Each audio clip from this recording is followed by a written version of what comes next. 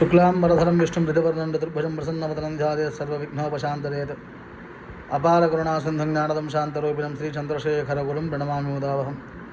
गुरुब्रह्मा गुरुर्विष्णुः गुरुर्देवो महेश्वरः गुरुस्साक्षात् परब्रह्मस्मै श्रीगुरवे नमः। या देवी सर्वभूतेषु मातृरूपेण संस्थिता नमस्तस्यै नमस्तस्यै नमस्तस्यै नमो नमः। పరమేశ్వరీ స్వరూపమైనటువంటి భక్తులకు మనవి, రేపు అనగా 20వ తారీఖున చక్కగా సోమవారము 20వ తారీఖు, అలాగే ఏప్రిల్ మాసము సోమవారము రోజున ఏప్రిల్ నెల 2026 వైశాఖ మాసము వైశాఖ శుద్ధ తదియ, దీనినే అక్షయ తృతీయ అని చెప్పని మనందరం కూడా పిలుస్తూ ఉంటాం. అయితే ఇక్కడ ఒక చిన్న విషయం ఏంటంటే, అందరికీ ఒక అపోహ అనుకోవచ్చు, లేదా ఒక రకమైనటువంటి సరే ఏదైనా సరే అలవాటు అనుకోవచ్చు, ఏదైనా అనుకోవచ్చు. అక్షయ తృతీయ వస్తే బంగారం కొనాలి అని చెప్పని ఎవరో ప్రచారం చేశారు. బాగుంది, సరే కొనుక్కుంటున్నారు, బాగానే ఉంది. అసలు అక్షయ తృతీయ రోజు ఏం చేయాలి, మరి ఏం కొనాలి, ఏం దానం ఇవ్వాలి, అసలు ఏమిటి అంటే, అక్షయ తృతీయ రోజు ఏం చేయాలి? ఉదయం శుభ్రంగా మీరు నిద్రలేచి కాలకృత్యాలన్నీ తీర్చుకునే దేవతార్చన దగ్గర మహాలక్ష్మి అమ్మవారిని విశేషంగా పూజించమని చెప్పారు. ముందు మీ యొక్క ఇష్టదేవత మహాలక్ష్మి అమ్మవారిని పూజించి దానితో పాటుగా ఏం చేయమని చెప్పారు? అక్షయ తృతీయ రోజున ఉదకుంభ దానాన్ని చేయమన్నారు. అంటే ఒక 2 రోజుల ముందు చక్కగా ఒక రోజు ముందు కానీ ఒక కుండని తీసుకొచ్చి, మట్టి కుండని శుభ్రంగా కడిగి దాంట్లో ఒక రోజంతా కూడా ఒక రాత్రి అయినా సరే నీళ్లు ఉంచి, మరునాడు ఉదయం మీరు స్నానాధికాలు పూజాధికాలైన తర్వాత ఆ కొండతో శుభ్రమైనటువంటి నీళ్లు ఆ కొండ నిండా కానీ సగానికి కానీ చక్కగా కొండ నిండా నీళ్లు ఉంచి సుగంధ ద్రవ్యాలు వేసి, అంటే తీర్థం పొడి సుగంధ ద్రవ్యాలు వేసి అది దానం చేయమన్నారు. దాంతోపాటు ఇప్పుడు వస్తాయి వేసవికాలం కాబట్టి మామిడి పళ్ళు వస్తాయి. ఆ మామిడి పళ్ళు, ఒక వస్త్రము, చెప్పులు ఇలాంటివి దానం చేయండి.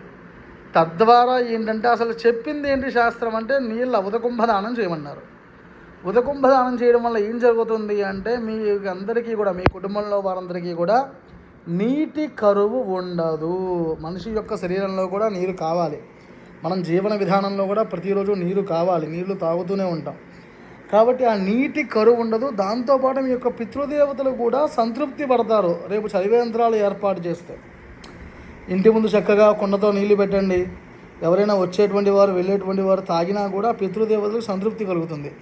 అంతేకాని బంగారం కొంటే, ఏదో ఈరోజు 1 గ్రామ్ బంగారం కొంటే వచ్చే సంవత్సరానికి 10 గ్రాములు కొంటాం, ఇలాంటి పిచ్చి ఆలోచనలు మానేయండి. అంటే మీరు అక్షయ తృతీయ రోజు బంగారం అంటే, నా దృష్టిలో శాస్త్రం కూడా అదే చెప్పింది, నా దృష్టి అంటే, కానీ కలిపురుషుడు బంగారంలో, ధనంలో అధర్మం చేసే వాళ్ళ దగ్గర బాగా వ్యవహరిస్తూ ఉంటాడు. కాబట్టి మనం బంగారం కొనుక్కుంటూ కలిపురుషుడిని ఎక్కువగా ఆహ్వానించడం కంటే, మరి అక్షయ తృతీయ రోజున, అంటే కొనుక్కోవద్దని నేను చెప్పట్లేదు సుమి, కొనుక్కోవాలి. అయితే రేపు కొనమని ఎక్కడా ఏ శాస్త్రంలో కూడా చెప్పబడలేదు అని ఈ సందర్భంగా తెలియజేస్తున్నాను.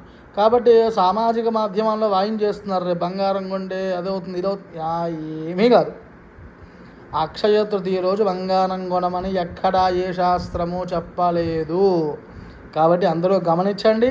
చక్కగా రేపు అందరూ కూడా శక్త్యానుసారం, అంటే చక్కటి కుండతో నీళ్ళలో సుగంధ ద్రవ్యాలు వేసి తాంబూలం ఇచ్చి, అలాగే వీలుంటే వస్త్రాన్ని ఉంచి స్వయంపాకం ఇచ్చి ఒక బ్రాహ్మడికి దానం ఇవ్వండి. దాంతోపాటు చలివేంద్రాలు ఏర్పాటు చేయండి. అలా చేసిన ఎడల మీకు, మీ పితృదేవతలకి కూడా అక్షయం కలుగుతుంది. ముందు మీకు అక్షయం కలుగుతుంది. కాబట్టి ఈ ప్రకారంగా చేయండి. శుభం భూయాత్. శ్రీమాత్రే నమః. లోకా సమస్తాత్ సుఖినో భవంతు. స్వస్తి.